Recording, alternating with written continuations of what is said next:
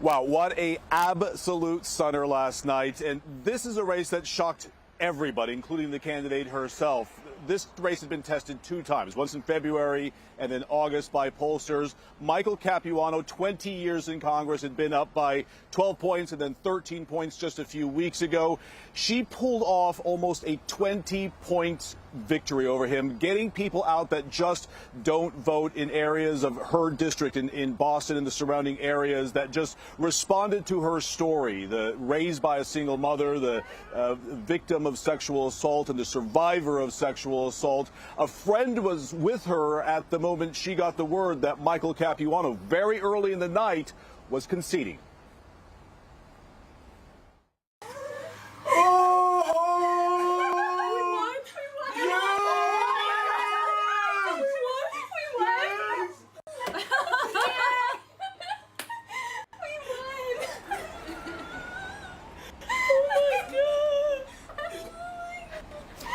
Now, this race had been compared to Alexandria Ocasio-Cortez in New York that defeated a longtime incumbent and a very powerful member of Congress. It wasn't. Ayanna Pressley was she was sort of a centrist Democrat or a progressive, but she was running against a progressive who took the race very seriously. She was also involved in politics for a long time. She was a council person on the city council here in Boston. She had worked in Democratic politics for a long time. So this was somebody known to the Democratic establishment. She ran as an outsider, and just a impressive victory last night. John, Allison. Okay, Michael, thank you. Miguel, thank you very much for all of that. We have a lot of names I'm juggling this morning.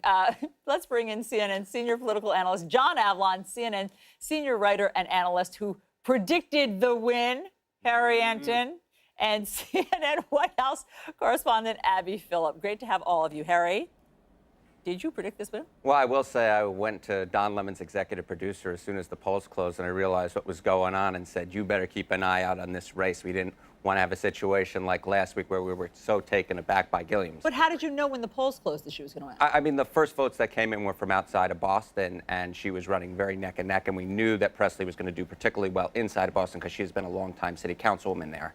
And so when she was close outside of Boston, it's pretty clear she Okay, but the bigger picture is that she's a progressive, and she ran against a 10-term incumbent progressive. Yeah. So what is the message here? That even if you're a progressive but an incumbent, you're not safe? Well, I think that's part of it. And yeah, Capuano is one of the most liberal members of the House Democratic Caucus, but it's more than that. This is a majority-minority district. She is a minority. She's an African-American woman. Michael Capuano is a white man, and to be a white man in Democratic primaries this year has simply not been a recipe for success. The Democratic base, which is women, and it's increasingly minority women, want people in Congress to represent them who look like them. Harry, not only are you calling elections, but also apparently producing our overnight broadcast. So we thank you.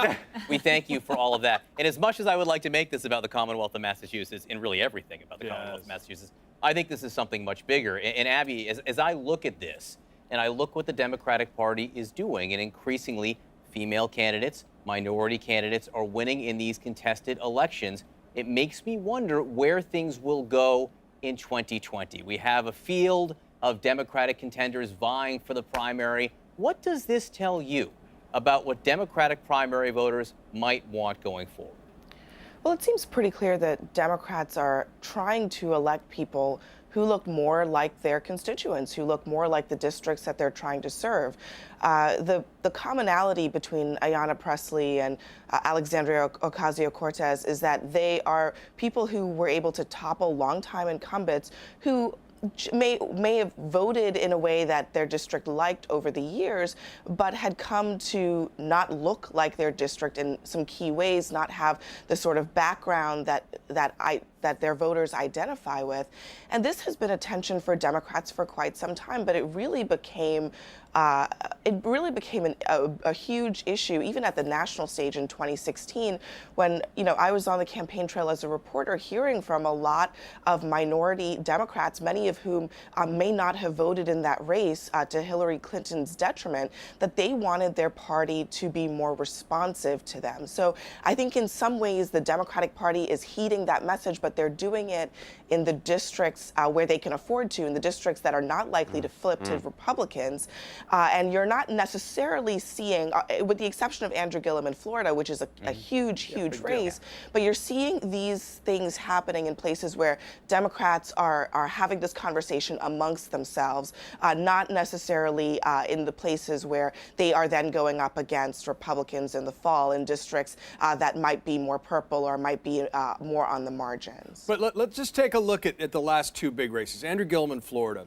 The polling had him at 16% in the most recent poll before, and he won in a crowded field with almost twice that. The WBUR poll in Boston had Presley trailing Capuano by around 12, 13 points in early August, basically the same as it was in February. So there's no question the energy's on the progressive populist left. But it's also not being fully picked up in polls. And that is just not only sign of coming attractions for the Democratic Party's headed, but for the remaining primaries that are there. Now, whether that'll translate to general election wins, in Presley's case, there is no general election. Harry, literally. Yeah, Harry, I see that as your fault. Just blame me. My mother blames me I for blame everything. you Why not? because you crunch the numbers, you look at the polls, and look, you and I have talked about this before. Many voters do not trust the polls right now. And when you have she's 12 points behind the incumbent, but then she wins, explain. Sure. I mean, look, Steve Cosello, who ran that poll out of Boston, is a very good pollster, and that poll was taken over a month ago. That said, I do think that there was probably some uncaptured momentum that she had in the final days of that campaign, even if there was a poll that was taken. But look, polls are imperfect. Polls are especially imperfect in primary seasons, and that's why we have to be careful when we're talking about the fall campaign that we speak about a margin of error. You know, if a Democrat's ahead by 4, Republicans ahead by 4, that's far from a guaranteed victory, especially in a midterm election where turnout is a story. I really don't think this is a polling story. I think this is a momentum story and where the energy is in the party story. And if the poll had been taken 3 days ago, I think you would have seen a different story in Massachusetts. Sure. I am fascinated about what this means in a general election. And Abby did touch on this before. And really, the one race where this matters, every race matters. But in Florida, Andrew Gillum, you have someone who won this type of primary and is now facing a contested general election. I just want to tell people we have some visibility on where this race stands right now. Yeah. This is from Quinnipiac. He's actually leading the Republican Ron DeSantis, the Trump-like congressman there. Really close. I mean, it's within the margin of error. But the question, Abby, and we don't know the answer yet, is how will these more progressive candidates do in the fall? Do you have a sense of how the White House and Republicans feel about facing more progressive candidates?